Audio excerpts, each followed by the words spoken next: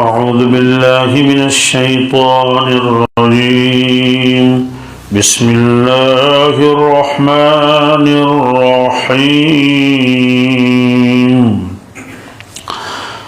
وإذ قال إبراهيم رب اجعل هذا البلد آمنا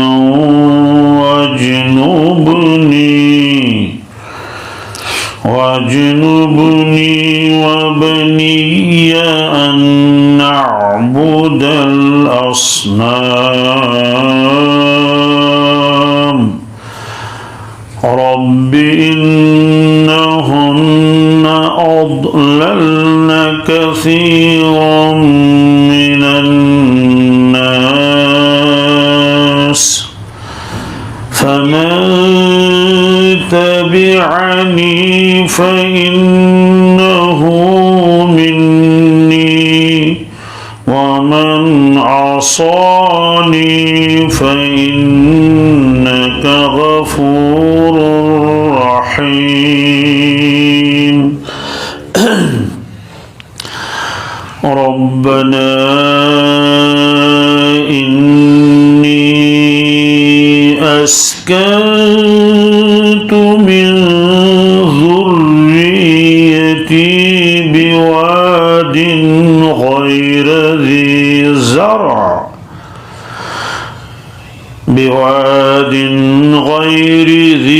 زرع عند بيتك المحرم ربنا ليقيموا الصلاة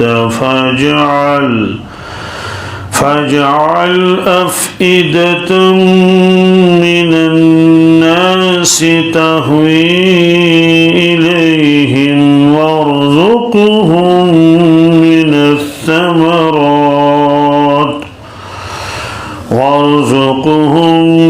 الثمرات لعلهم يشكرون. ربنا إنك تعلم ما نخفي وما نعلن وما يخفى على الله من شيء في الأرض ولا في السماء. الحمد لله الذي وهب لي على الكبر إسماعيل وإسحاق إن ربي لسميع الدعاء. رب اجعلني مقيم الصلاة ومن ذريتي ربنا وتقبل دعاء. ربنا اغفر لي ولوالدي وللمؤمنين يوم يقوم الحساب. صدق اللہ العظیم. یہ آیتیں سورہ ابراہیم کی ہیں، پارہ نمبر 13، 35ویں آیت سے لے کر یہ مکمل رکوع ہے سورہ ابراہیم کا، یعنی 6 رکوع ختم ہو گئے. اس میں اللہ تبارک تعالیٰ نے حضرت ابراہیم علیہ السلام کی دعاؤں کا تذکرہ کیا ہے کہ ابراہیم علیہ السلام نے مکہ شریف کے لیے کیا کیا دعائیں مانگی ہیں.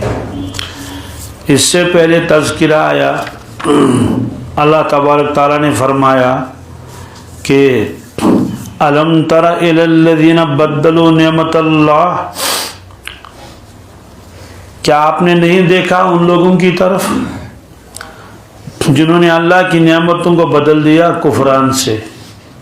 وَأَحْلُّوا قَوْمُهُمْ دَارَ الْبَوَارِ، اور اپنی قوم کو انہوں نے اتارا ہلاکت اور تباہی کے گھر میں. جہنم یعنی جہنم میں، یصلونہا، وہ اس میں جلیں گے. وبئس القرار، اور بہت ہی بری جگہ ہے۔ اس آیت کا کیا مطلب ہے؟ مطلب تو یہ ہے، اللہ تعالیٰ فرماتے ہیں کہ ہم نے اہل مکہ کو ایک بہت بڑی نعمت دی تھی، لیکن انہوں نے اس نعمت کی قدر نہیں کی۔ وہ نعمت کون سی تھی؟ حضرت رسول اکرم صلی اللہ علیہ وسلم، نزول قرآن، دین اسلام، یہ نعمت اللہ نے ان کو دی تھی، لیکن انہوں نے نافرمانی کی، لڑائیاں کی، جھگڑے کیے، ستایا رسول اللہ صلی اللہ علیہ وسلم کو، اور سننے کے لیے تیار ہی نہیں تھے۔ اس لیے فرمایا کہ انہوں نے اپنی قوم کو دوزخ میں پہنچایا۔ جو ان کے بڑے بڑے سردار تھے، ابو جہل اور ابو لہب اور وغیرہ۔ قرآن پاک میں بھی ہے، جب اللہ کے نبی صلی اللہ علیہ وسلم لوگوں کو جمع فرماتے تھے، اس کے بعد ان کے سامنے واعظ فرماتے تھے، اور اس میں اکثر وہ قرآن پاک کی آیتیں اور صورتیں پڑھتے تھے، کیونکہ اہل رب سمجھتے تھے آیتوں کو اور اس سے متاثر بھی ہوتے تھے۔ تو جو ان کے سردار تھے ان کو پریشانی تھی کہیں ایسا نہ ہو کہ لوگ اسلام میں داخل ہو جائیں اور اپنے پرانے مذہب کو چھوڑ دیں، لہذا وہ اس وقت شور کرتے تھے، لوگوں سے بھی کہتے تھے شور کرو۔ وقال الذين كفروا لا تسمعوا لهذا القرآن والغوا فيه لعلكم تغلبون، کہ اس قرآن کو سنو مت، اور جب سنانا شروع کر دیں گے رسول اللہ صلی اللہ علیہ وسلم تو تم شور مچاؤ اور جو ہے وہ تالیاں بجاؤ اور آوازیں اونچی کر لو، ہوٹنگ کر لو، لعلکم تغلبون، تاکہ تم غالب رہو گے، اور رسول اللہ صلی اللہ علیہ وسلم کی جو آواز ہے وہ دب جائے گی۔ ظاہر سی بات ہے، جب بہت شور ہوگا تو آواز کیسے آئے گی؟ تو فرمایا کہ یہ نعمت میں نے ان کو دی تھی، لیکن انہیں اس نعمت کی قدر نہیں کی، توحید کے دشمن ہو گئے، رسول اللہ کے دشمن ہو گئے۔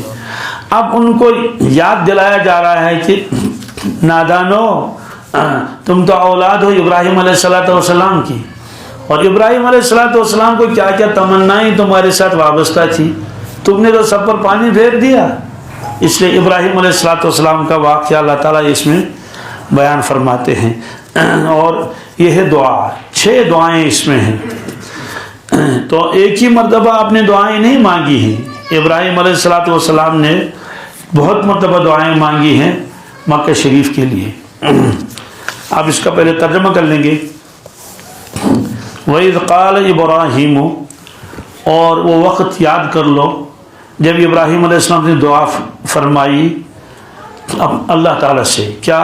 رَبِّ اجْعَلْ هَذَا الْبَلَدَ آمِنًا، یا اللہ اس شہر کو امن والا بنا، وَاجْنُبْنِي وَبَنِيَّ أَن نَعْبُدَ الْأَصْنَامَ، یا اللہ مجھے بچا لیجئے اور میرے اولاد کو بتوں کی عبادت کرنے سے۔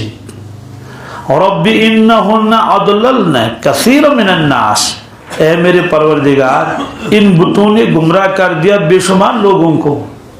فَمَن تَبِعَنِي، تو میری جو ذریت ہے، میری اولاد، ان میں سے جو میرے طریقے پر چلیں گے اور میری اتباع کریں گے، فَإِنَّهُ مِنِّي، وہ تو میرے ہیں ہی۔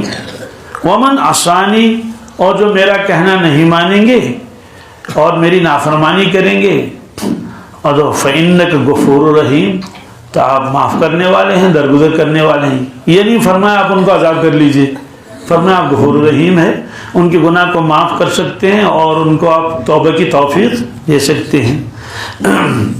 ربنا انی اسکنت من ذریتی، اے میرے رب میں نے اپنی اولاد میں سے کچھ کو یہاں بسایا، بوادن، ایسے میدان میں، غیر ذی زرع، جہاں کھیتی نہیں ہے۔ کہاں بسایا؟ عند بیتک المحرم، آپ کے محترم گھر کے پاس۔ کیوں بسایا اپنی اولاد کو؟ ربنا لیقیموا الصلاۃ، یا اللہ اس لیے بسایا تاکہ نماز کا اہتمام کریں گے یہاں، لیکن چونکہ یہاں کچھ ہے ہی نہیں اور یہاں میری اولاد کے علاوہ کچھ ہے، کوئی ہے ہی نہیں، فَاجْعَلْ أَفْئِدَةً مِّنَ النَّاسِ، لہذا کچھ لوگوں کے دلوں کو مائل کر دیجئے، تہوی الیہم، تاکہ وہ ان کے مشتاق ہو جائیں اور ان کی طرف مائل ہو جائیں۔ وَارْزُقْهُم مِّنَ الثَّمَرَاتِ، ان کو رزق دے دیجئے پھلوں میں سے، پھل دے دیجئے لعلہم یشکرون تاکہ یہ شکر کریں۔ تو دعائیں مختلف موقعوں پر آپ نے مانگی ہیں۔ یہ دعا ابراہیم علیہ السلام نے مانگی ہے جب بیت اللہ انہوں نے تعمیر کیا تھا، بیت اللہ انہوں نے، اور کچھ بستی وہاں بس گئی تھی۔ اس سے پہلے جو دعا مانگی ہے وہ اس وقت مانگی ہے جب انہوں نے اسماعیل علیہ السلام کو اور حضرت ہاجرہ کو وہاں بٹھایا۔ کہ اس کی تفصیل بخاری شریف میں ہے، حضرت عبداللہ ابن عباس اس کو بیان کرتے ہیں، اور بخاری شریف میں یہ دو جگہ یہ روایت آئی ہے، لمبی روایت، ایک کتاب الرؤیا میں اور دوسری کتاب الانبیاء میں۔ تو اس میں کیا فرماتے ہیں عبداللہ ابن عباس، پہلے اس کو ہم سنیں۔ فرماتے ہیں کہ ابراہیم علیہ السلام کو اللہ تعالیٰ نے حکم دیا کہ آپ اپنی اہلیہ محترمہ حضرت ہاجرہ رضی اللہ تعالیٰ عنہ کو، اور یہ جو چھوٹا بچہ ہے شیرخوار اسماعیل علیہ السلام، اس کو لے کر آپ مکہ شریف جائیں۔ ابراہیم علیہ السلام اصل تو عراق کے رہنے والے تھے، پھر آپ ملک شام تشریف لے گئے تھے، تو اس وقت آپ شام میں تھے، اور وہیں سے حکم آیا کہ آپ کہاں آ جائیں، مکہ شریف آ جائیں۔ بہرحال حضرت تشریف لائے، لیکن مکہ شریف میں آبادی نہیں تھی، بالکل نہیں، ایک گھر بھی نہیں تھا، ایک خیمہ بھی نہیں تھا، کوئی رہتا ہی نہیں تھا۔ ہاں، وجہ اس کی یہ ہے کہ آدم علیہ السلام کی اولاد اور نوح علیہ السلام کی اولاد جب پھیلی تو انہوں نے سب سے پہلے تلاش کیا کہ پانی کہاں کہاں ہے، تو جہاں پانی ملا، چشمہ ملا، دریا ملا، اور وہاں انہیں رہنا شروع کر دیا، اور پھر کھیتی کرتے تھے۔ لیکن مکہ شریف کا علاقہ یہ ایسا ہے کہ آج بھی وہاں کہیں پانی نہیں، کہیں پانی نہیں نظر نہیں آتا ہے، سینکڑوں کلومیٹر چلو کوئی پانی نہیں۔ بہت لے دے کے صرف خیبر ہے، خیبر میں چشمے ہیں، بہت چشمے ہیں وہاں، تو وہ ایک محدود علاقہ ہے، وہ مدینہ طیبہ سے 200 کلومیٹر دور ہے، اور وہاں چشموں میں آج بھی پانی ہے، میں نے وہ خود بھی دیکھا ہے، ان چشموں کا پانی نکلتا ہے، اور آگے جو اگر ایک ندی بن رہی ہے بہت صاف و شفاف، اس کے علاوہ اور کہیں کوئی پانی کی ندی نظر نہیں آ رہی ہے۔ اور یہی وجہ یہ ہے کہ وہاں جنگلی جانور بھی بہت کم ہیں، ریگستان ہے، کوئی جانور ہی نظر نہیں آتا ہے۔ بہت زبردست کر کے بس مکہ شریف اور مدینہ طیبہ کے درمیان میں ایک جگہ چند بندر نظر آتے ہیں، 450 کلومیٹر میں صرف ایک جگہ، وہ بھی کیا کرتے ہیں، وہ سڑک کے کنارے پر بیٹھے رہتے ہیں، تو لوگ جو اپنی گاڑیوں میں ہوتے ہیں وہ کچھ روٹیاں وغیرہ، لیکن جب وہاں پہنچے تو گاڑی کو ذرا سلو کر لیا، اور اس کے بعد وہ ٹھیلا پھینک دیا، اس میں روٹیاں ہوتی ہیں، اس میں دوسرے کھانے کی چیزیں ہوتی ہیں۔ تو یہی وجہ ہے کہ پورے اس علاقے میں دیکھیں گے آپ تو کوئی جانور نظر نہیں آتا ہے۔ تو جانور وہاں ہوتے ہیں جہاں ان کو سب سے پہلے ملنا چاہیے پانی۔ جھاڑ جھنکار تو بہت ہیں، جھاڑیاں ہیں، اور وہ عجیب قسم کے درخت ہیں، اونٹ چلتے رہتے ہیں، بس کھاتے رہتے ہیں۔ چونکہ اب تو اونٹ والے بھی ہیں، وہ پانی کا خود انتظام کر لیتے ہیں، آج پانی کا انتظام ہے، جگہ جگہ ٹینکیاں لگی ہوئی ہیں، وہ لاتے ہیں اور اب ٹینکی بھر لی، استعمال کر لیا، ٹینکی ختم ہو گئی پھر جو ہے وہ پانی منگاتے ہیں، تو ورنہ کچھ بھی نہیں۔ اچھا، مدینہ طیبہ سے تبوک تک 700 کلومیٹر سے کچھ زیادہ ہے، تو میں نے بورڈ پر دیکھا تھا 700 کلومیٹر، لیکن وہ پھر معلوم ہوا کہ 700 سے کچھ علاوہ بھی ہے، درمیان میں نے دیکھا تھا۔ تو پورے علاقے میں اتنے میں کہیں پانی نظر نہیں آتا ہے۔ تو خلاصہ یہ ہے کہ یہ وادی ہے غیر ذی زرع، یہاں کھیتی نہیں، اور اگر پانی کا انتظام ہوگا تب بھی کچھ نہیں اگے گا، کیوں؟ بالکل ریت ہے اور پتھر ہے، سنگریزے ہیں، تو سنگریزے اور اس میں تو کیا اگے گا، لہذا یہاں حکم آیا کہ ان کو لاؤ۔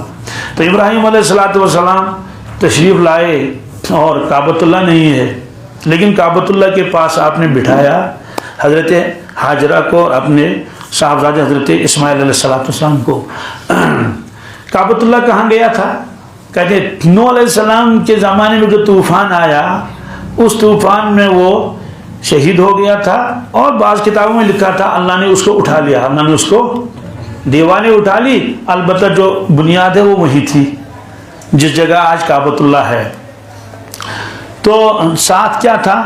پانی کا ایک مشکیزہ اور کھجوروں کی ایک تھیلی، تو پہنچا دیا وہاں، آبادی کچھ بھی نہیں، کوئی بھی نہیں۔ اس کے بعد وہاں کیا بنایا یہ تو کتابوں میں نہیں ہے، بظاہر تو ایسا لگتا ہے کہ کچھ پتھر ادھر ادھر جمع کر کے ایک چھوٹا سا چھپرا سا بنا لیا ہوگا، جو بھی ہو۔ تو ابراہیم علیہ السلام نے ان کو وہاں رکھا اور خود چلنے لگے، چل رہے ہیں۔ تو حضرت حاجرہ نے پیچھے سے آواز لگائی، حضرت آپ کہاں جا رہے ہیں؟ آپ تو بالکل چلے جا رہے ہیں اور مڑ کے نہیں دیکھتے۔ تو جب وہ دیکھا کہ یہ مڑ کے نہیں دیکھ رہے ہیں، جواب نہیں دیکھ رہے ہیں، تو سمجھ گئی کہ یہ تو اللہ تعالیٰ کے حکم سے ایسا کر رہے ہوں گے، ورنہ یہ ایسے مجھے اس میدان میں جہاں کوئی انسان نہیں ہے، جہاں کوئی مکان نہیں، کچھ نہیں ہے، کھانے پینے کوئی انتظام نہیں، ایسے چھوڑ کے چلے جائیں؟ نہیں، یہ ضرور اللہ کا حکم ہوگا۔ تو عرض کیا حضرت کیا اللہ تعالیٰ نے آپ کو یہ حکم دیا ہے؟ حضرت نے فرمایا ہاں۔ فرمایا ٹھیک ہے، تو اللہ کا حکم ہے، اذن لا یضیعنا، پھر تو اللہ ہم کو ضائع نہیں کریں گے۔ میں بہت مرتبہ کیا جب بھی میں یہ پڑھ لیتا ہوں ان آیتوں کو، میں اس گہرائی میں چلا جاتا ہوں کہ یا اللہ سینکڑوں کلومیٹر تک کوئی آبادی نہیں، کیا آج ہزاروں سال ہو گئے تب سے گئے نا۔ آج بھی جب دیکھتے ہیں ہم تو مکہ شریف سے جب جاتے ہیں اور وہاں تبوک، پہلے مکہ سے تو مدینہ آنا پڑتا ہے، اس کا راستہ وہی ہے، مدینہ سے پھر تبوک لانا پڑتا ہے۔ تو دیکھتے ہیں کہ کئی شہر ہیں ہی نہیں، ایک شہر ہے لے دے کے العلا ہے، اور اس کے بعد وہ قوم سمود ہے۔ تو قوم سمود کے جو ہے وہ آبادی ہے، آج تو وہاں آبادی اس میں بھی ہے۔ پھر آگے جا کر ہجر ہے اور تبوک میں تو آبادی ہے۔ تو اتنے ہزار سال ہو گئے، تو اس وقت کوئی نہیں تھا۔ میں سوچتا ہوں یا اللہ وہ اکیلی جب وہاں ہوگی، حضرت چلے گی، حضرت تو وہ گھبرائی نہیں ہوگی کہ یہاں کوئی ہے ہی نہیں۔ اور پھر جب رات کا وقت ہوا ہوگا، اندھیرا ہے، اس وقت کیا کیا ہوگا؟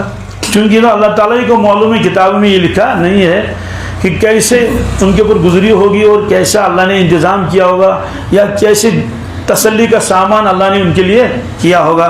بہرحال خلاصہ یہ ہے کہ بس صرف یہ والدہ محترمہ اور ان کے چھوٹا سا بچہ، اور حضرت واپس تشریف لے گئے، ملک شام تشریف لے گئے۔ جب وہ دیکھ رہے ہیں کہ ابھی نظر ہے کہ حضرت حاجرہ دیکھ رہی ہیں، تب تک تو حضرت نے مڑ کے نہیں دیکھا۔ جب دیکھا کہ ایک اور ٹیلا سا چھوٹا سا آ گیا تو اس کے اوٹ میں چلے گئے، آڑ میں۔ اب حضرت حاجرہ نظر نہیں آ رہی ہیں، پھر رخ کیا اسی کی طرف جہاں یہ ٹیلا تھا، جس پر بیت اللہ بعد میں بنایا گیا اور پہلے بھی تھا۔ تو اس وقت جو آپ نے دعائیں کی وہ دعا سورہ بقرہ میں بھی ہے، تو اس وقت بھی انہیں دعا کی اور یہ دعا بھی وہی ہے۔ تو وہ سورہ بقرہ میں کیا ہے؟ سورہ بقرہ میں ہے وَإِذْ قَالَ إِبْرَاهِيمُ رَبِّ اجْعَلْ هَٰذَا بَلَدًا آمِنًا، یا اللہ اس شہر کو امن والا بنا۔ حالانکہ ابھی شہر تو کیا، ابھی تو گاؤں بھی نہیں، ابھی کوئی آبادی بھی نہیں، لیکن آپ نے انجام کے اعتبار سے بتا دیا۔ کیا بھائی ایک آدمی نیٹ میں سلیکٹ ہو گیا، کہتے ہیں بنو ڈاکٹر ہی بنو، سب کہتے ہیں کبھی ڈاکٹر بنا کہاں؟ مطلب تو یہ کہ شروعات تو ہو گئے۔ تو حضرت کو معلوم تھا ایک وقت آئے گا یہ بڑا شہر بنے گا، اس لیے فرمایا ربی اجعل ھذا بلدا آمنا، یا اللہ شہر کو امن والا بنا۔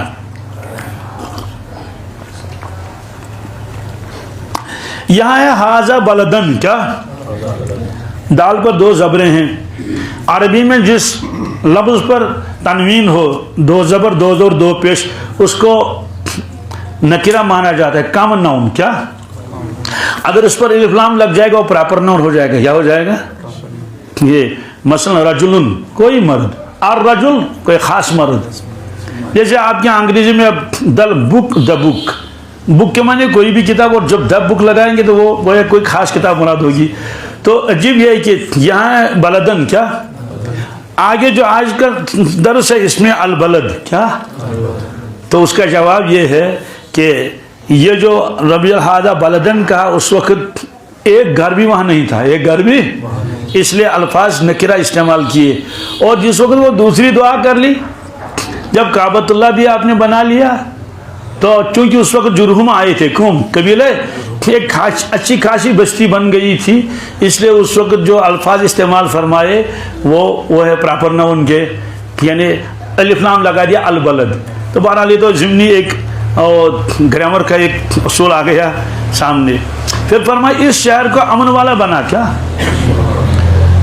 امن والا بنانا ہے. وارزق اہلہ من الثمرات، یہ جو یہاں کے رہنے والے ہوں ان کو آپ رزق دے دیجئے، پھل. کیا تو یہ کیوں نہیں کہ غلہ، کیوں غلہ تو اگے گا نہیں، غلہ تو پھل کہاں سے آئے گا، جہاں سے بھی اللہ بھیجے گا. تو دو چیزیں مانگی، سب سے پہلے امن، سب سے پہلے. اور اللہ تعالیٰ نے یہ دعا قبول کر لی. وہ شہر آج بھی امن والا ہے، آج بھی، اور اللہ نے اس کو فرمایا بھی ہے بلد الامین، کیا امن والا گھر، امن والا شہر. اچھا، اس کے آس پاس جتنے علاقے تھے، جب آبادی بہت دور دور تک بسی، لوٹ کھسوٹ ہوتا تھا، لیکن اس شہر میں امن تھا. اس شہر میں صرف شہر میں امن نہیں تھا، بلکہ شہر والوں کو بھی امن ملتا تھا اگر وہ اپنے شہر سے باہر جائیں. قرآن پاک نے فرمایا قریش کو کیا ہو گیا، قریش کو یہ عبادت نہیں کرتے ہیں اللہ رب العزت کی، حالانکہ اسی گھر کی وجہ سے لوگ ان کا احترام کرتے ہیں اور ان کو کھلاتے پلاتے ہیں. کیسے؟ جب یہ لوگ جاتے ہیں سفر کرنے کے لیے ملک شام، کیا درمیان میں بہت سارے پڑاؤ آتے تھے اور ڈاکو آتے تھے، وہ لوٹ کھسوٹ کرتے تھے. یمن بھی جاتے تھے، تو ملک شام جب جاتے تھے تو تبوک کے راستے سے جاتے تھے. تبوک آئے گا، مدین آئے گا، اور اس کے بعد آگے ملک شام کا علاقہ آ جائے گا. قرآن پاک نے فرمایا لِإِيلَافِ قُرَيْشٍ إِيلَافِهِمْ رِحْلَةَ الشِّتَاءِ وَالصَّيْفِ، ان کو عادت ہو گئی ہے دو سفر کرتے ہیں، سردیوں میں ایک، گرمی میں ایک. یعنی سردیوں میں یہ جاتے ہیں یمن اور گرمیوں میں جاتے ہیں ملک شام، کیونکہ وہاں کا موسم ٹھنڈا ہوتا ہے یمن کے مقابلے میں. تو سردیوں میں یمن میں جاتے ہیں تو وہاں گرمی ہوتی ہے سردیوں میں، اور وہاں گرمیوں میں جاتے ہیں وہاں موسم ٹھنڈا رہتا ہے. فرمایا کہ فَلْيَعْبُدُوا رَبَّ هَذَا الْبَيْتِ، ان کو چاہیے کہ عبادت کریں اس گھر کے رب کی، بتوں کی عبادت نہ کریں، اس گھر کے رب کی. الَّذِي أَطْعَمَهُم مِّن جُوعٍ، جس پروردگار نے ان کو کھلایا بھوک کی حالت میں، وَآمَنَهُم مِّن خَوْفٍ، اور ان کو خوف کی حالت میں امن دے دیا. اس کا مطلب کیا ہوا کہ جب لوگ سفر کرتے تھے تو راستے میں ان کو لوٹا جاتا تھا، لوٹ کرتے تھے اور قتل و غارت ہوتا تھا، جو مال تھا سب چھینتے تھے. لیکن جب یہ قریش جاتے تھے، ملک شام جائیں یا وہاں جائیں یمن جائیں گے، تو جب ڈاکو سامنے آ گئے اب وہ قافلے پر حملہ کریں گے، ماریں گے. تو جب نظر پڑتی تھی وہ یہ تو قریش ہیں، یہ تو یہ بیت اللہ کے مجاور ہیں، ان کی ریش کیا چھ، اس لیے وہ اب تلوار نہیں اٹھائیں گے، تلوار تو نیچے رکھیں گے. ان کا اکرام احترام کرتے تھے اور جو کچھ اپنے پاس ہے وہ ان کو دیتے تھے کھانے کے لیے. بھائی کھاؤ، کیوں؟ کہتے ہیں بھائی آپ کو کون ہاتھ اٹھائے گا، آپ تو مجاور ہیں بیت اللہ کے. تو اس بیت اللہ کے پاس رہنے کی وجہ سے، مجاور ہونے کی وجہ سے ڈاکو لوگ بھی ان کا اکرام احترام بھی کرتے تھے اور ان کو کھلاتے پلاتے تھے. اسے اللہ نے فرمایا باقی تمام لوگوں کو ڈر رہتا ہے، پتہ نہیں کب لوٹ ہوگا اور کب حملہ ہوگا. اے قریشو، تمہیں جو یہ اکرام احترام کیا جاتا ہے جگہ جگہ اور کھلایا پلایا جاتا ہے، تمہارے اونٹوں کو اور پانی پلایا جاتا ہے اور گھاس وغیرہ دی، اور آپ لوگوں کو بھی، یہ سب اس گھر کی وجہ سے ہے. اس کی تو صرف یہ امن شہری امن والا نہیں ہے، اس کے رہنے والوں کو اور جگہ امن ملتا تھا. وَآمَنَ مِن خَوْفٍ، تو بہرحال فرمایا یہ امن والا بنا لیجئے. تو اللہ نے اس شہر کو امن والا بنا دیا. آج تک صدیاں گزر گئی، کبھی بھی اس میں بدامنی نہیں ہوئی. سب سے پہلے امن مانگا، اس کے بعد رزق مانگا، اس کے بعد اپنے اولاد کے لیے، اولاد وہی ہے نا. تو تفسیر میں لکھا ہے یہ ایسی جامع دعا ہے، عقل حیران ہو جاتی ہے. کیوں؟ اگر کسی آدمی کو رزق بہت ملے کیا، لیکن امن نہیں ہے، کیا ہے؟ امن نہیں ہے، خطرہ ہے، ہے کہ نہیں, اور جنگ و جدل ہے، حملے ہیں، پتہ نہیں آج کیا ہوگا کل کیا ہوگا، تو ظاہر سی بات ہے اس کی زندگی میں سکون، کھانا پینا بہت بڑے بنگلے میں ہے لیکن ڈر لگا رہتا ہے پتہ نہیں کب کیا ہوگا. تو اس آدمی کو نہ تو دنیا کے کاموں میں چین ملے گا، نہ دین کے کام میں چین ملے گا. نماز بھی پڑھے گا بیچارہ گھبراتا ہوا اور کیا کرے گا.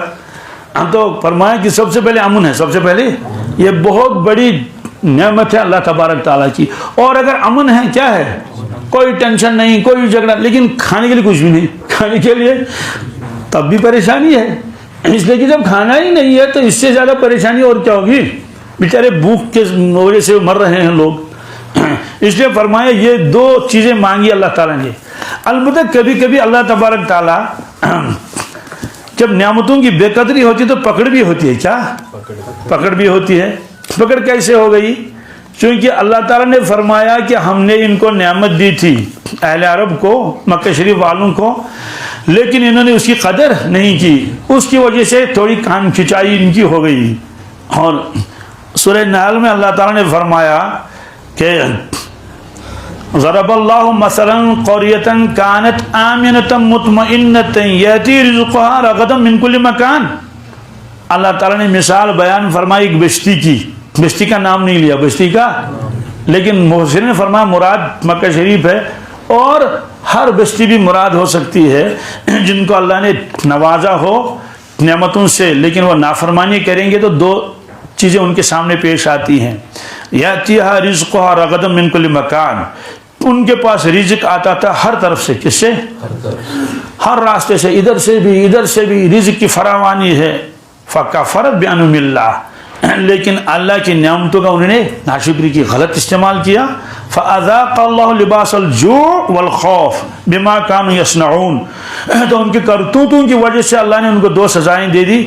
ایک تو ان کے اوپر بھوک مسلط کر دیا، اور دوسرا خوف زبردست ان پر طاری ہو گیا، اور بھوک بھی. چنانچہ مکہ شریف کے اندر 7 سال تک پھر قحط ہوگا. کتنے قحط ہو؟ 7 سال تک. لیکن امن تو پھر بھی تھا، لیکن جب قحط سالی ہو گئی، یہاں تک کہ انہوں نے مردار کو بھی کھا لیا، اور جو بھی جانور مرا ہوا ملتا تھا اس کو کھاتے تھے.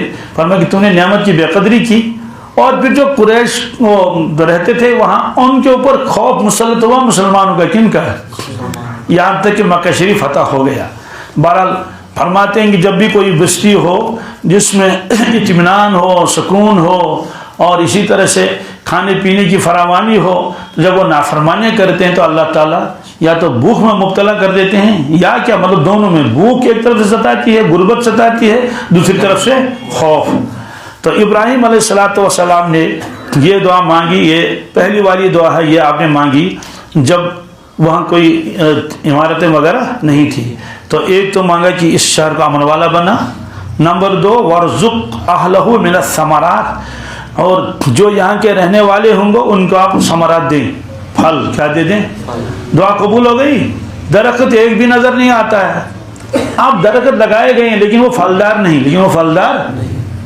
وہ قیامت کی علامتوں میں سے ایک علامت ہے. وہ کیا علامت ہے؟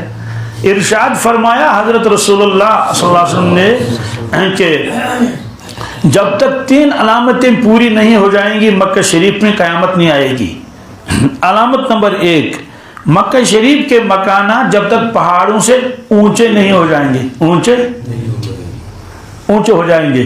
تو ایک علامت یہ. چنانچہ ہمارا ایک دوست عمرے میں گیا تھا، تو اس کا جو ہوٹل کا کمرہ تھا وہ شاید 25ویں منزل پر تھا. کس پر؟ 25ویں منزل پر. اور اس کے آگے بھی اس میں وہ تھے منزلیں. تو دیکھ رہے ہیں کہ واقعی مکہ شریف کے جو مکانات ہیں وہ پہاڑوں سے اونچے ہو رہے ہیں. دوسری علامت آپ نے فرمائی جب تک مکہ شریف میں سبزہ نہیں اگے گا. کیا؟ یعنی ہر طرف سے ہریالی آئے گی، اور یہ بھی ہو رہا ہے، بہت ہو رہا ہے الحمدللہ. سوال ہریالی کیسے؟ وہ قدرتی نہیں بلکہ انہوں نے محنت کی ہے، دور دور سے مٹی لائے ہیں اور میدان بنا لیے ہیں، اور اس میں پھر جو ہے وہ گھاس بویا ہے. اسی طرح سے جگہ جگہ درخت لگائے ہیں، مینا جب جاتے ہیں، عرفات جاتے ہیں، عرفات میں درخت لگائے ہیں، تو اور ہر درخت کے پاس ایک نل لگا ہوا ہے، ایک نل لگا جی، تو وہ آتا ہے جو اس کا وہ ذمہ دار ہوتا ہے وہاں ڈیوٹی پر، وہ آ کے دیکھے گا کہ پانی اگر خشک ہو گیا تو بس نل کھول لیا، پانی بھر گیا۔ تو یہ اب ہوا ہے، یہ کوئی قدرتی وہ نہیں ہے کہ قدرتی گھاس چڑھ رہی ہو، نہ، یہ تو بنایا گیا۔ تیسری آپ نے فرمایا علامت کہ جب تک مکہ شریف کے پیٹ کے اندر راستے نہیں بنیں گے، راستے یہ تو ہو چکا ہے، اتنی ٹنلیں ہیں، سوال ٹنلیں کیوں ہیں؟ اس کی وجہ یہ ہے کہ مکہ شریف وہ پہاڑی علاقہ ہے، یعنی پہاڑ بہت ہیں، ایک پہاڑ ہے، پہاڑیاں ہیں، بڑے بڑے اونچے پہاڑ زیادہ نہیں، یہ پہاڑی ہے، اس کے ادھر پہاڑی ہے۔ جب آدمی اونچائی پر چڑھتا ہے، جیسے مثال کے طور پر غار ثور پر چڑھ جائے گا یا کسی ہوٹل پر چڑھے گا، بہت اونچے چھت پر پہنچے گا تو نظر ڈالے گا، تب اندازہ لگتا ہے کہ مکہ شریف کیسا ہے۔ مکہ شریف کیسا کا مطلب کیا ہے کہ یہ پہاڑ ہے، پہاڑ کے اس طرف بھی آبادی ہے، اس طرف بھی آبادی، بیچ میں پہاڑ ہے، پھر یہ پہاڑ ہوگا، ادھر ایک پہاڑ ہے، آبادی ادھر بھی ہے ادھر بھی ہے، تو ان لوگوں کو جانا ہے پہاڑ کے اس طرف۔ پہلے زمانے میں یہ تو گھوم گھوم کے جاتے تھے، اب گھوم گھوم کے جائے کون جائے گا، اس لیے انہوں نے اس پہاڑ کے اندر پہاڑی کی جو ٹنل بنا لی ہے، بس سرنگ بنا لی، چلے پہنچے وہاں۔ تو چونکہ جگہ جگہ انہوں نے سرنگیں بنا لی ہیں، جگہ جگہ، یہی ہے مکہ شریف کے پیٹ کے اندر سے جب تک راستے نہیں بنیں گے۔ تو بہرحال یہ تین علامتیں بتا دی اللہ کے نبی صلی اللہ علیہ وسلم نے، تو فرمایا کہ ان کو ثمرات دے دیجئے یا اللہ، اس لیے ثمر آ رہے ہیں، ثمر آ رہے ہیں۔ آج دیکھیے اللہ بڑا ہوا مکہ شریف، اتنے بازار بھرے ہوئے ہیں اور اتنی دکانیں ہیں، جو چیز تلاش کرو فوراً مل جائے گی، پھل ہیں، فروٹ ہیں، جوس ہیں، کیا کیا ہیں۔ تو ثمر کا ایک شخص گیا تھا حج میں یا عمرے میں، وہ اس سے جب واپس آ گیا، اس سے کہا کہ بھائی کیا کیا دیکھا آپ نے؟ وہ عربی بولتا تھا، دوسرے دور علاقے کا تھا، حبش کے علاقے کا۔ انہوں نے کہا میں نے مکہ شریف میں دیکھا ثمر بلا شجر، کیا پھل تو بہت ملے، یعنی انگور بھی دیکھے اور سیب بھی دیکھے اور ناشپاتی بھی دیکھے اور آڑو بھی دیکھے، سب دیکھے، لیکن درخت ایک بھی نظر نہیں آیا۔ تو ثمر بلا شجر، پھر کیا کہا لبن بلا بقر، لبن بلا حلیب بھی کہتے ہیں، حلیب بلا بقر، کہتے ہیں دودھ جس دکان پر جاؤ تو بس دودھ ملے گا، لیکن گائے ایک بھی نظر نہیں آئی، بقر بنے گائے۔ تیسرا کہا کہ تیسرا بتا کہ جسر بلا نہر، جسر بلا، کہتے ہیں کہ پول تو بہت دیکھے، پول تو، لیکن پانی کی ایک ندی بھی نظر نہیں آئی۔ وہاں پول بہت ہے نا، پول اس لیے ہے کہ وہ پہاڑی علاقہ ہے تو یہاں سے پول بنا لیا، نیچے دیکھو تو ندی تو بنی رہی لیکن اس میں کوئی پانی نہیں ہے۔ تو بارش فرما ثمر دے دیجئے ان کو، اللہ نے دعا قبول کر لی، ثمر آنے لگے، ثمر آنے لگے۔ پھر اللہ نے ایک اور انتظام بھی کیا تھا پہلے سے ہی کہ مکہ شریف کے نزدیک طائف ہے، اگر وہ لمبے والے راستے سے جائیں گے تو 100 کلومیٹر 110، اور اگر شارٹ کٹ جائیں گے تو 70 کے آس پاس، 70 کے آس پاس۔ تو شارٹ کٹ میں تھوڑا وہ پہاڑی راستہ ہے، اس میں چھوٹی ٹیکسیاں چلتی ہیں، بڑی گاڑیاں تو ادھر سے جاتی ہیں، اور گنڈولا بھی انہوں نے بنا لیا اب بعض جگہ پر۔ وہ حصہ مکہ شریف کا تھا ہی نہیں، کیا جی تفسیر جلالین میں ہے، تو وہ اصل ملک شام کا حصہ تھا طائف۔ وہ تو جب اللہ نے زمین بنا لی تو اس وقت جبریل علیہ السلام کو بھیجا، پتہ نہیں کتنے سالوں کے بھیجا، کہا کہ ملک شام سے تم ایک زمین کا حصہ اٹھا کے لاؤ جو سرسبز و شاداب ہو، سرسبز ہو، تو اٹھا کے لائے۔ کہتے ہاں اٹھا کے تو لائے، اس کو لینا کہاں؟ کہتے اس کو لینا مکہ کے قریب، لیکن پہلے اس کو طواف کراؤ، کیا کراؤ؟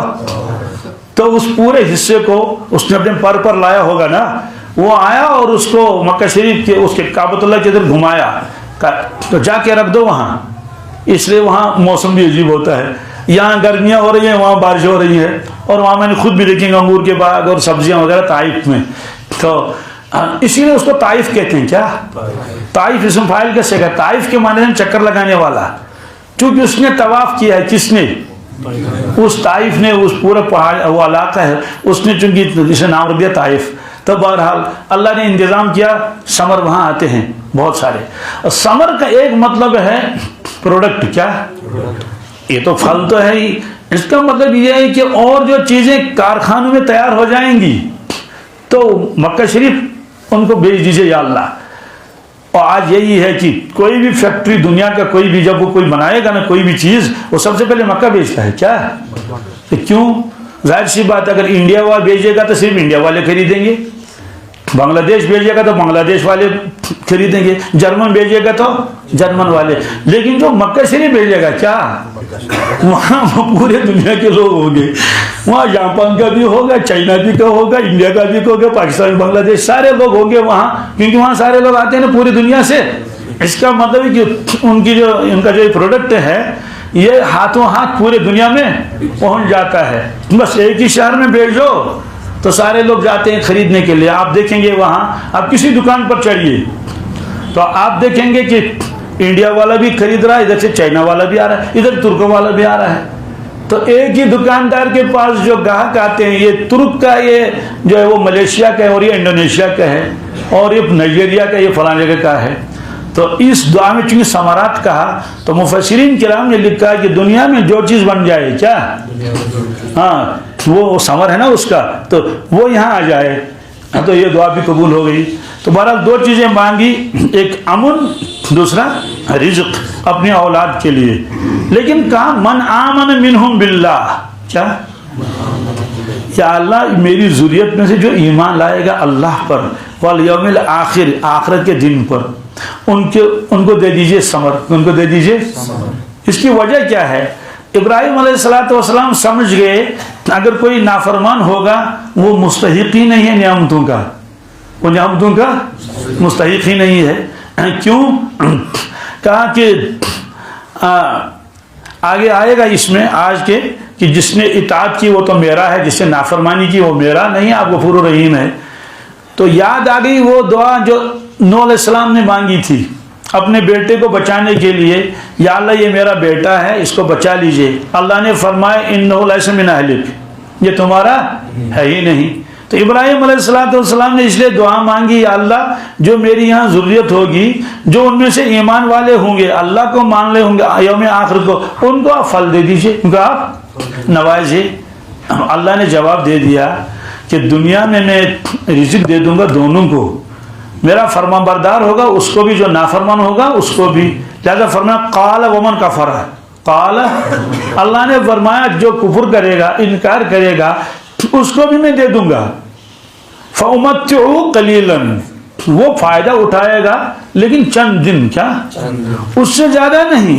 सुम्मा अस्तरु इला अज़ाबिन नार, अस्तगफिरुल्लाह, फिर उसको खींच के ले जाऊंगा, फिर उसको मैं दोज़ख की तरफ, बीसल मसीर, वो बदतरीन ठिकाना है। इसका मतलब तो ये हुआ दुनिया में अल्लाह ताला नाफरमानों को भी खिलाता पिलाता है और कभी ज्यादा उन्हीं को देता है, खूब ऐश करो और मौज उड़ाओ।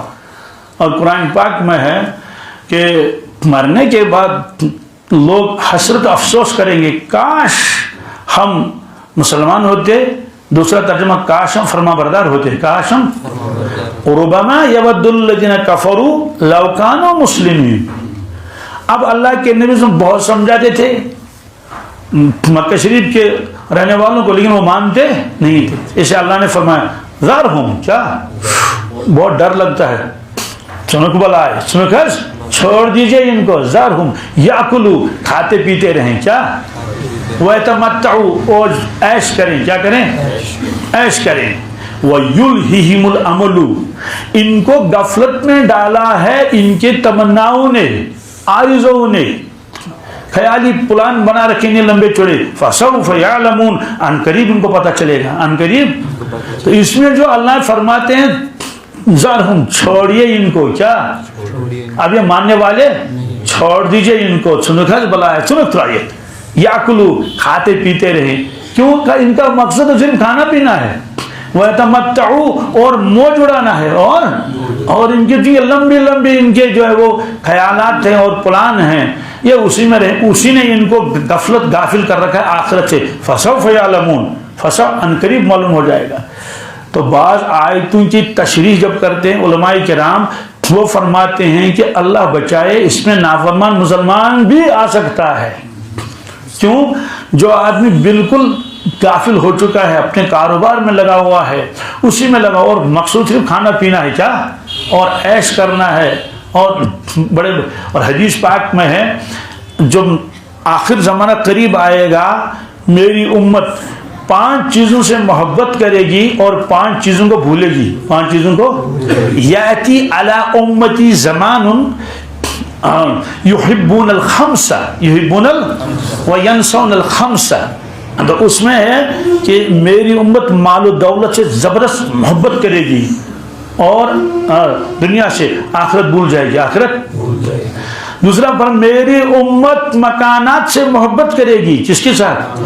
بہترین مکان ہونا چاہیے، اعلیٰ درجے کا ہونا چاہیے، اور پینلنگ بھی ہونی چاہیے، اور یہ پرانے قسم کا مکان ہے اس کو جلدی گرا دو، نیا بنا لو، وہ کرو یہ کرو. فرمایا کہ اور قبر کو بھول جائیں گے، قبر کو بھول جائیں گے. یعنی یہ مکان تو یاد رہے گا، اس سے محبت کریں گے، بلڈنگوں سے اور بڑے بڑے محلات سے، اور قبر بھول جائیں گے. چنانچہ بہت سارے ایسے ہوتے ہیں ان کو قبر کا خیال بھی نہیں آتا. تو فرمایا کہ وہ مال بہت کمائیں گے، جمع کریں گے، لیکن حساب دینا بھول جائیں گے. حساب دینا، تو ان کو حساب دینا پڑے گا کہاں؟ آخرت میں. تو اس طرح فرمایا کہ میری امت کے اندر یہ چیزیں آ جائیں گی. تو بہرحال ابراہیم علیہ السلام نے کہا یا اللہ ایمان والے کو دے دینا، ایمان والے کو. رب نے فرمایا کہ ہم ایمان والوں کو بھی دے دیں گے، اور جو ایمان والا نہیں ہوگا اس کو بھی دے دیں گے، لیکن اس کو جو یہ نعمتیں دینے یہ عارضی ہوں گی، یہ لیکن مرنے کے بعد یہ چیزیں اس کو ملنے والی نہیں ہے، اور وہ دوزخ میں جائے گا. تو یہ وہ دعا ہے جو دعا ابراہیم علیہ السلام نے شروع میں کی تھی. اس کے بعد اللہ تعالیٰ نے آخری دعا بھی سورہ بقرہ میں ہی نقل کر لی، کیونکہ اللہ تعالیٰ کو اسے کوئی غرض نہیں ہے کہ کون سی دعا کس وقت مانگی گئی، صرف ان کو یہ بتانا ہے کہ ابراہیم علیہ السلام نے کیا کیا دعائیں مانگی. اب جب بیت اللہ تعمیر ہو گیا مکمل، اور وہاں ابراہیم علیہ السلام بیت اللہ تعمیر کرتے تھے، اس وقت بھی آپ دعائیں مانگ رہے تھے. اس کا میں صرف ترجمہ ہی کروں گا، تفسیر اس کی آگے آئے گی. فرما وَإِذْ يَرْفَعُ إِبْرَاهِيمُ الْقَوَاعِدَ مِنَ الْبَيْتِ وَإِسْمَاعِيلُ. وہ وقت بھی قابل ذکر ہے جب ابراہیم علیہ السلام بیت اللہ کے دیواروں کو اونچا کرتے تھے، اور اسماعیل علیہ السلام. معلوم ہوا کہ یہ اس وقت کی دعا جب اسماعیل علیہ السلام بڑے ہو گئے ہیں. اس وقت کیا دعائیں مانگی؟ ایک دعا مانگی ربنا تقبل منا انک انت السمیع العلیم. یا اللہ ہمارے اس خدمت کو قبول فرما لیجئے. کیا فرما لیجئے؟ بے شک آپ سننے والے اور جاننے والے ہیں. کیونکہ اس وقت تفسیر کرنی مقصود نہیں ہے، ورنہ یہ بھی لکھا ہے کیا عاجزی اور انکساری ہے. اللہ کے حکم سے بیت اللہ تعمیر کر رہے ہیں، اور رب سے کیا کہہ رہے ہیں یا اللہ اس خدمت کو قبول کر، اس خدمت کو. دوسری دعا مانگی اپنے فرما بردار بننے کی، ربنا واجعلنا مسلمین لک. یا اللہ ہم دونوں کو اپنا فرما بردار بنا. سوال وہ فرما بردار نہیں تھے کیا؟ کہتے ہیں کہ پار ہونے کا تصور ہی غلط، بحر الفت کا کہیں ساحل نہیں، اور مزید توفیق مانگ رہے تھے. وَمِن ذُرِّيَّتِنَا، ہماری ذریت کو بھی فرما بردار بنا. امتا مسلمۃ لک، ان کو ایسی امت بنا جو تمہارے فرما بردار ہوں. وَأَرِنَا مَنَاسِكَنَا، یا اللہ ہم کو حج سکھا. وَتُبْ عَلَيْنَا، ہماری طرف خاص توجہ کر فرما لے. إِنَّكَ أَنْتَ التَّوَّابُ الرَّحِيمُ، آپ توبہ قبول کرنے والے، رحم کرنے والے ہیں. رَبَّنَا وَابْعَثْ فِيهِمْ رَسُولًا مِّنْهُمْ، یا اللہ جب میری ذریت یہاں پھیلے گی مکہ شریف میں، یا اللہ ان کو ایسے ہی نہیں چھوڑنا، بلکہ ان میں ایک رسول بھیجنا جو انہی میں سے ہو، جو وہ کیا کرے گا؟ یتلو علیہم آیاتک، وہ نبی ان کے سامنے تمہاری آیتیں پڑھے گا. وَيُعَلِّمُهُمُ الْكِتَابَ، اور وہ کتاب کی تعلیم دے گا. والحکمہ، اور دانائی کی باتیں ان کو بتائے گا. وَيُزَكِّيهِمْ، ان کے دلوں کو پاک صاف کرے گا. إِنَّكَ أَنْتَ الْعَزِيزُ الْحَكِيمُ، آپ عزیز بھی ہیں اور حکیم بھی ہیں، یعنی آپ قدرت والے ہیں اور حکمت والے بھی ہیں. تو یہ دعا مانگی اس وقت. اللہ کے نبی صلی اللہ علیہ وسلم نے فرمایا کہ ایک مرتبہ اے لوگو آپ کو معلوم ہے میں کون ہوں؟ عرض کیا حضرت آپ فرما دیجئے. فرمایا کہ ابراہیم علیہ السلام جو دعا مانگ رہے تھے بیت اللہ شریف تعمیر کرتے کرتے، وہ دعا میرے لیے تھی. وہ دعا میں ہی وہ نبی ہوں جس کے بارے میں فرمایا ربنا وابعث فیہم رسولا، میں ہی وہ رسول ہوں. اس کی وجہ یہ ہے اس بستی میں اللہ تعالیٰ نے اسماعیل علیہ السلام کے بعد کسی نبی کو بھیجا ہی نہیں، کسی نبی کو، ہاں اور دوسرے علاقوں سے آتے تھے نبیوں کے وہ جو ہے وہ ایلچی اور ان کے وہ کسی طرح سے قاصد وغیرہ، لیکن خود اس بستی میں اسی ذریت میں کوئی نبی اٹھا ہو کوئی نہیں سوائے حضرت رسول اکرم صلی اللہ علیہ وسلم کے۔ بہرحال یہ جو روایت چل رہی تھی اس کی حضرت عبداللہ بن عباس کی، تو فرمایا کہ اسماعیل علیہ السلام کو وہیں چھوڑ دیا اور آپ چلے گئے، تو پانی کا مشکیزہ تھا اور ایک تھیلا کھجور کا، تو اسماعیل علیہ السلام دودھ پیتے تھے، تو چند دن ہو گئے پانی بھی ختم ہو گیا اور کھجوریں بھی ختم ہو گئی، تو جب خود ہی کچھ نہیں ملے گا کھانے کے لیے تو اس لیے دودھ بھی ختم ہو گیا، تو اسماعیل علیہ السلام بھوک کی وجہ سے تڑپ رہے تھے، تو اور یہ برداشت نہیں ہوتا تھا حضرت حاجرہ کو رضی اللہ تعالیٰ عنہ، تو یہ شکل اس نے دیکھی تو اس نے اپنے اسماعیل علیہ السلام کو وہیں کعبۃ اللہ جہاں بنانا تھا بعد میں اسی کے برابر میں رکھ دیا، جہاں زمزم ہے، جہاں بالکل ہے، زمزم کا کنواں آج نظر نہیں آتا ہے لیکن میں نے دیکھا ہے، کیونکہ بہت پہلے جب تھے، آج سے کئی سال 20-22 سال پہلے، تو زمزم کا کنواں کھلا تھا تو اس میں سیڑھیاں بنی ہوئی تھی، اس میں بالکل متاب نہیں، تو ایک طرف سے عورتیں نیچے جاتی تھی ایک طرف سے مرد نیچے جاتے تھے، تو نیچے جا کے زمزم پیتے تھے، پھر سیڑھیوں سے اوپر چڑھتے تھے، تو پھر بعد میں ان لوگوں نے اس کو بند ہی کر دیا، اب زمزم کا کنواں نظر نہیں آتا ہے، اور اس کے اوپر انہوں نے وہ زمزم کے کنویں پر ایک شیشہ لگایا تھا بہت بڑا، اور مشین لگائی ہوئی تھی موٹر، اس موٹر کے ذریعے سے پانی چڑھاتے تھے، تو وہاں جو ہے وہ ان کو رکھا تھا وہاں۔ اب خود کہاں گئی، چونکہ کوئی ہے ہی نہیں، نہ کوئی انسان ہے نہ کوئی، تو صفا مروہ قریب میں ہے، تو حضرت حاجرہ صفا پر چڑھ گئی، کس پر؟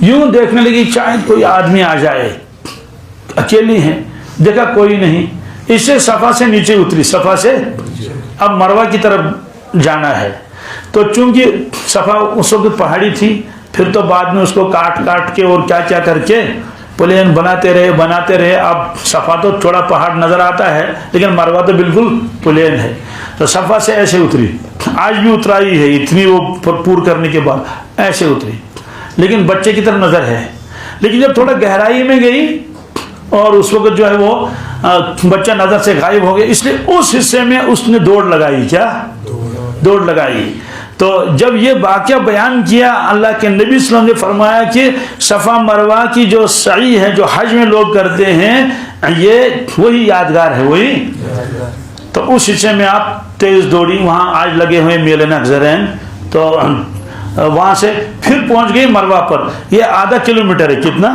صفا سے مروہ آدھا کلومیٹر ہے، مروہ پر پہنچ کر دیکھنے لگی ادھر ادھر کوئی ہے، کوئی نہیں، واللہ عالم کیا اس میں راز تھا، پھر واپس آ گئی، کیا پھر واپس آ گئی، کس پر؟ صفا پر چڑھ گئی، وہ ڈھونڈ رہی اصل میں کوئی مل جائے، کوئی پانی مل جائے، کوئی انسان مل جائے، کوئی کچھ مل جائے، تو پھر بھی نہیں، تو اس طرح کرتے کرتے 7 چکر اس نے لگائے، کتنے؟ صفا سے مروہ، مروہ سے صفا، آخر میں صفا پر پہنچ گئی، تو آواز آئی، کیا دیکھا آواز آئی لیکن آدمی نظر نہیں آتا، تو اپنے آپ سے باتیں کرنے لگی، روایت میں یہ الفاظ ہیں، خاموش، کیا کہ آواز تو آ رہی لیکن آدمی نظر نہیں آتا، تو کہنے لگے کہ جو کوئی ہو سامنے آ جاؤ، جو کوئی ہو، اگر کچھ مدد کر سکتے ہو تو مدد کر لو، صرف آواز آ رہی ہے۔ اس کے بعد آپ نے ایسے نظر اٹھا کے دیکھ لیا یوں، تو دیکھا کہ اب روایت میں تو یہ لفظ نہیں ہے، واللہ عالم، یا تو انسانی شکل میں ہوں گے یا کیا شکل ہوگی، تو آپ نے دیکھا کہ وہاں جبریل علیہ السلام ہے، کون؟ جہاں اسماعیل علیہ السلام اسی کے پاس، عام طور سے ان موقعوں پر جبریل علیہ السلام انسانی شکل میں آتے تھے، کس میں؟ اپنی اصل شکل میں نہیں، جیسے قرآن پاک میں ہے کہ حضرت مریم رضی اللہ تعالیٰ عنہا غسل خانے میں تھی، فتمثل لها بشرا سویا، وہاں ایک شخص داخل ہو گیا کامل، تو اس نے کہا کہ اللہ کی پناہ، یہاں سے نکلو، آپ کون ہیں؟ انہوں نے کہا میں آپ کے پروردگار کا بھیجا ہوا ہوں، وہ جبریل علیہ السلام تھے انسانی شکل میں. کس میں؟ تو ممکن ہے جبریل علیہ السلام انسانی شکل میں ہو. یہاں صرف روایتوں میں آتا ہے کہ بھائی فرشتہ آ گیا. تو فرشتے نے کیا کیا؟ فرشتے نے پر مارا. کیا پر مارا؟ اور وہاں سے پانی ابلنے لگا. حضرت مفتی صاحب نے فرمایا کیونکہ اس روایت میں فرشتے نے پر مارا، فرشتے نے یا ایڑی ماری. یہ جو عوام میں مشہور ہے کہ اسماعیل علیہ السلام جو ہے وہ اپنے ٹانگوں کو آگے پیچھے کرتے، جیسے چھوٹے بچے روتے وقت جو ہے وہ ٹانگوں کو آگے پیچھے کر لیتا ہے، تو ان کے ایڑی کی وجہ سے پانی نکلا. کہتے ہیں کہ یہ کتابوں میں نہیں ہے، کتابوں میں یہ عوام میں مشہور ہے، لیکن جو یہ روایت بخاری شریف کی اس میں ہے جبریل نے پر مارا، جبریل نے پر مارا یا ایڑی ماری. بہرحال اس کی وجہ سے وہ پانی وہاں سے ابلنے لگا. اتنے میں حضرت حاجرہ بھی پہنچ گئی وہاں. دیکھا پانی ابل رہا ہے، پانی ابل رہا ہے، کیونکہ کوئی چشمہ تو بنا ہوا تھا ہی نہیں، ایسے ابل رہا ہے. جیسے کسی جگہ قدرتی پانی نکل رہا ہے یا نل کا پھٹ جاتا ہے اندر سے تو پانی گر تو آپ نے دیکھا کہ پانی ابل رہا ہے، کہیں ایسا نہ ہو کہ پانی ختم ہو جائے پانی. تو وہ مشکیزہ جو ان کے پاس تھا تو فوراً مشکیزہ لائے اور اس میں پانی بھر لیا. پانی پہلے اس کو کیا کریں، محفوظ کر لیں اور خود بھی پیا. بہرحال اس کے بعد پتھر لانے لگے چھوٹے چھوٹے، کیونکہ آپ پانی جا رہا ہے آگے، تاکہ اس کو جمع کر کے رکھیں. تو بند کر کے رکھ دیا اس کو ایسے. اور ان کی زبان میں ٹھہرنے کو زم کہتے تھے. کیا؟ زیم زم.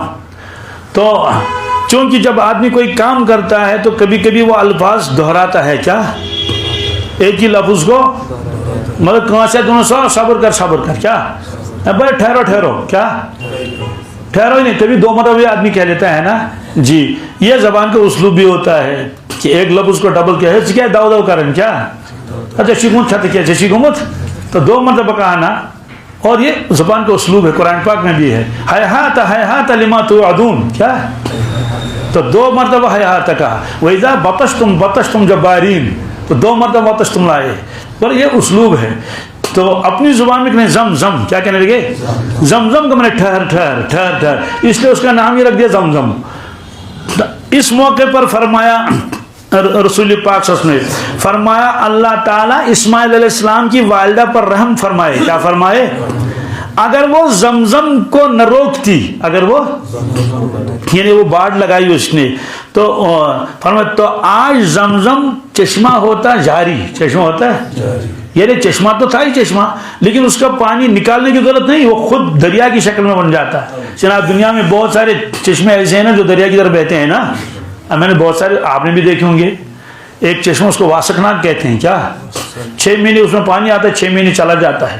اتنا پانی اس میں آتا ہے کہ پورا جو علاقہ ہے وہ اسی کا پانی استعمال کرتے ہیں کھیتوں میں. کس میں؟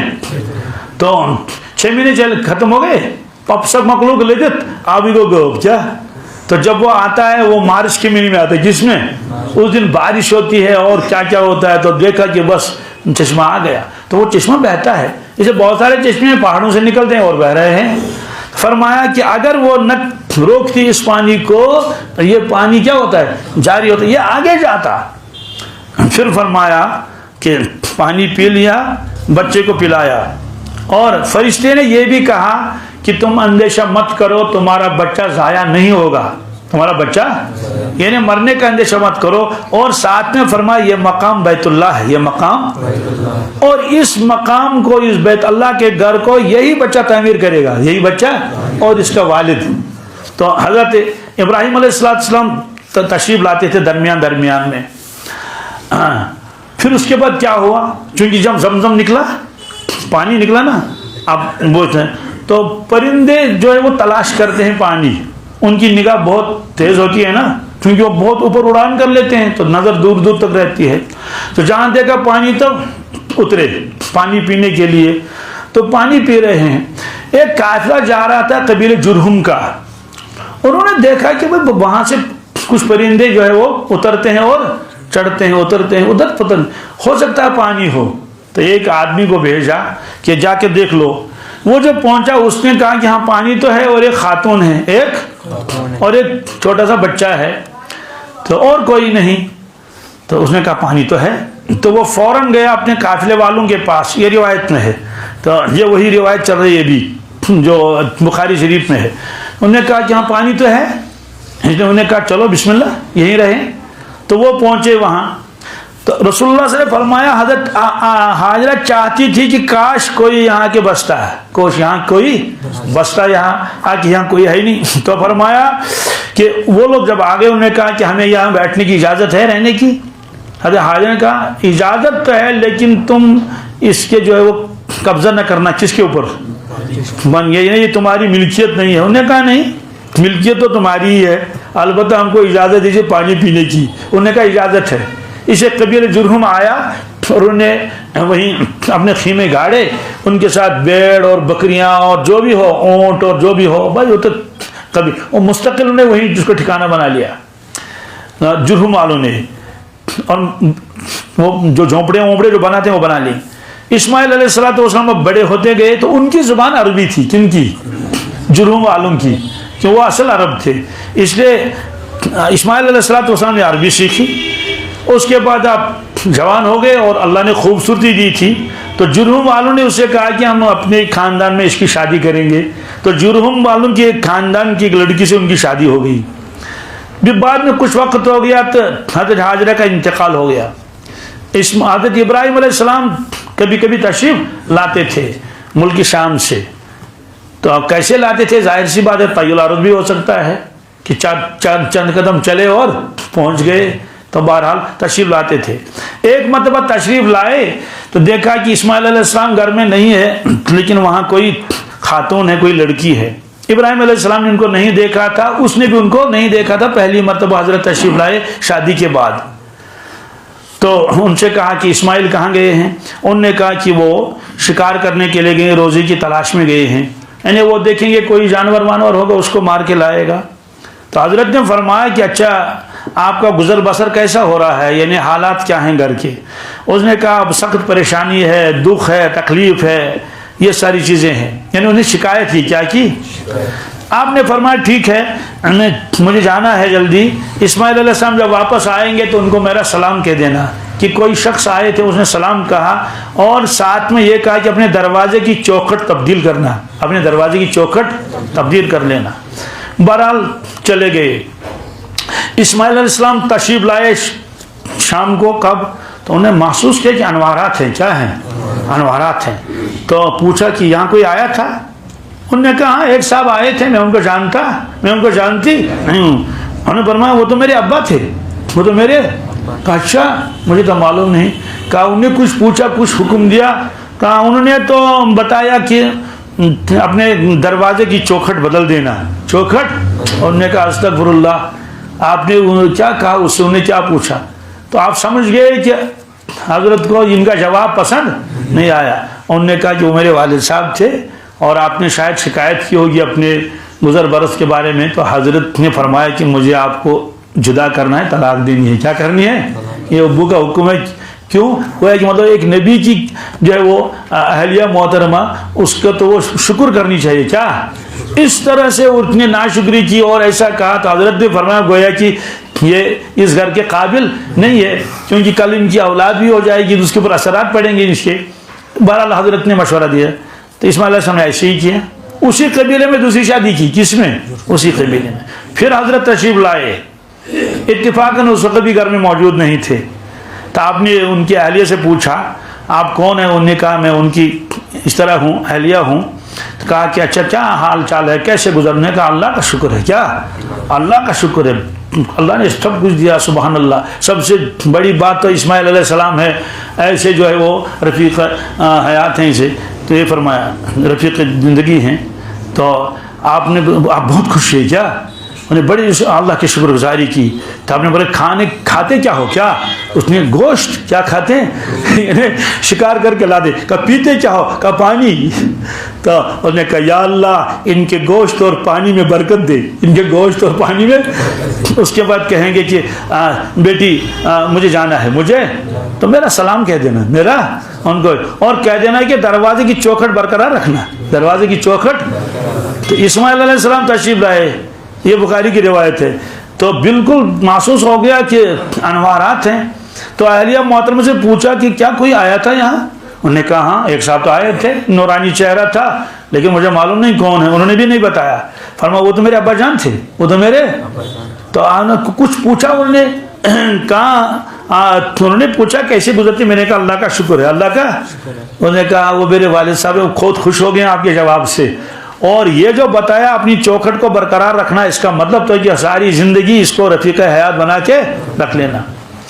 بہرحال اس کے پر پھر ایک مرتبہ ابراہیم علیہ السلام تشریف لائے تو دیکھا کہ وہاں ایک درخت تھا، جہاں یعنی جنگلی درخت ایسے خودرو، جہاں کعبہ بنایا ہے، کعبہ کے پاس میں۔ تو ابراہیم علیہ السلام اس میں بڑے بھی ہو گئے ہیں، تو دیکھا کہ وہ تیروں کو ٹھیک کر رہے ہیں۔ کیا کرتے ہیں؟ کیونکہ تیر جب استعمال ہوتا ہے نا وہ ذرا ٹیڑھا ہو جاتا ہے، اس کا گروٹس اندر کرن پر درست، وہ ان کو درست کر رہا ہے۔ تو دیکھا کہ حضرت تشریف لائے، اللہ اٹھ کھڑے ہو گئے، مان کر کیا اور خیر خیریت پوچھی۔ تو ابراہیم علیہ السلام نے اس وقت فرمایا کہ اللہ نے مجھے ایک کام کرنے کا حکم دیا ہے، اسماعیل تم کو وہ کام میرے ساتھ کرنا ہے، یعنی میری مدد کرنی ہے۔ انہوں نے کہا حضرت بالکل بسم اللہ، جیسا حکم ہو۔ فرمایا اللہ تعالیٰ نے مجھے بیت اللہ شریف تعمیر کرنے کا حکم دیا ہے، اور اس ٹیلے کی طرف اشارہ کیا، کہا اس جگہ پر بیت اللہ بنانا ہے، اس جگہ بیت اللہ، کیونکہ بیت اللہ تو وہاں تھا نہیں اس وقت، تو نشانات بھی نظر نہیں آ رہے تھے۔ جبریل علیہ السلام تشریف لائے، انہوں نے بتا دیا یہ ہے بیت اللہ، یہ ہے۔ تو اس کے بعد ابراہیم علیہ السلام آئے اور ساتھ میں اسماعیل علیہ السلام تھے، اور یہ اس کو تعمیر کر رہے تھے۔ تو فرمایا کہ لاتے تھے، تعمیر کر رہے تھے۔ اس کے بعد جب دیواریں اونچی ہو گئی تو ایک پتھر لائے وہ، اور اس پر جب ابراہیم علیہ السلام چڑھے تو وہ پتھر خود بخود اونچا ہو گیا۔ کیا ہو گیا؟ تو جتنے اوپر چڑھتے تھے وہ اونچا ہوتا تھا، جب نیچے اترنے کا ارادہ تھا وہ نیچے آ جاتا تھا۔ اللہ تعالیٰ نے دنیا میں ایسی ایسی چیزیں بھی بیان فرمائی ہیں، انہیں بیان کیا بلکہ ان کو پیدا کی ہیں ایسی چیزیں۔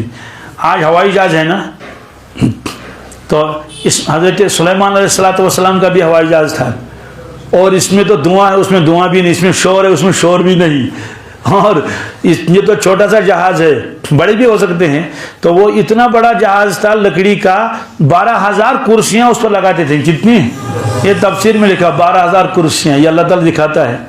ایسے آج کام کرتے ہیں حرم میں، ہم بھی دیکھ لیتے ہیں، مثلا یہ بجلی ٹھیک کرنی ہے اور اونچائی ہے نا، تو وہ اس میں چڑھ جاتا ہے، بٹن لگاتا ہے تو وہ تو پاور پریشر کے ذریعے سے اوپر پہنچتا ہے۔ اور خانہ کعبہ کی گلاب کو کبھی وہ صاف کرتے ہیں تو وہ اس میں چڑھ جاتا ہے، اور وہ بٹن دباتا ہے اور وہ کر کے اوپر پہنچ جاتا ہے، اور جب اترنا ہے تو پھر اتر جاتا ہے۔ تو فرمایا کہ وہ پتھر جس پر ابراہیم علیہ السلام چڑھے تھے اور وہ اونچا ہو جاتا تھا، کہا یہی تو مقام ابراہیم ہے، یہی تو مقام ابراہیم ہے، جس کو پھر بطور یادگار کے رکھا گیا، ومن دخلہ فیہ مقام ابراہیم کان آمنا۔ بہرحال فرمایا پھر یہ دونوں بزرگ لاتے تھے، اور اس وقت یہ وہ دعائیں کرتے تھے جس دعا کا تذکرہ ابھی پہلے بھی آیا تھا۔ تو اس میں یہ آیا کہ یہ دعائیں ہیں، اور بھی اس کے آگے دعائیں ہیں ابراہیم علیہ السلام کی۔